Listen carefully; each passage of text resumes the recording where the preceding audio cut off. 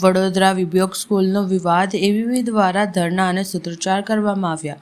વિબ્યોર school દ્વારા એફઆરસીના નિયમ વિરુદ્ધ ફી લેવામાં આવતા અને વાલીઓને વિડીયો કોલ કરી ધમકાવવામાં આવતા વાલીઓ દ્વારા આજે પેરેન્ટ્સ મીટિંગ કરવામાં આવી અને એબીવીપી દ્વારા પહેલા શાંતિપૂર્વક રજૂઆત કરવામાં આવી અને ત્યારબાદ પોલીસ દ્વારા તેમને દમન ગુજારવામાં આવ્યું અને શાળાની બહાર બાઉન્સર મૂકવામાં આવ્યા। શાળાના સંચાલકો દ્વારા 4000નું કૌભાંડ થયું હોવાના દાવાઓ કરવામાં આવ્યા છે અને જ્યાં સુધી વાલીઓને ન્યાય નહીં મળે ત્યાં સુધી શિક્ષણ મંત્રી સુધી જવાની તૈયારી એબીવીપીએ બતાવી।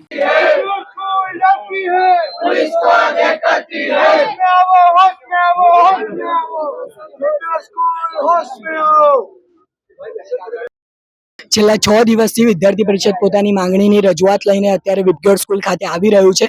ત્યારે જોવામાં આવે છે કે વિબ્યોર સ્કૂલનું જે પ્રશાસન છે અત્યારે પોલીસને આગળ કરીને વિદ્યાર્થીઓનો જે અવાજ છે એને દબાવવાની કોશિશ કરી રહ્યું છે। મુખ્યત્વે આપણે જોવા જઈએ તો એફઆરસીની ગાઈડલાઈનને પણ આ લોકો ફોલો કરતા નથી અને ડીઈઓ ઓફિસ દ્વારા એમને 3 વખત નોટિસ ફટકારવામાં આવી છે અને દંડ પણ ફટકારવામાં આવ્યો છે। જ્યારે આ લોકોનું કહેવું એવું છે કે અમારું શિક્ષણ એટલી ઉપર સુધીનું છે, ઉચ્ચ કક્ષાનું છે કે અમારા ચેડા એટલી બધી જગ્યાએ અડે છે કે અમારે કોઈ પણ ડીઓ ઓફિસરની વાત માનવાની જરૂર નથી। અત્યારે જ્યારે જોઈએ છે કે વિદ્યાર્થી પરિષદની માંગ છે, અત્યારે વંદે માતરમ અથવા તો ભારત માતા કી જયના નારા લાગતા હતા ત્યારે અહીંયાનો સ્ટાફ પ્રશાસન જે છે અમારા સામે હસી રહ્યું છે। તો આ ક્યાં સુધીનું નિમ્ન કક્ષાનું શિક્ષણનું વ્યાપારીકરણ થઈ રહ્યું છે આપણે સૌએ વિચારવાની જરૂર છે।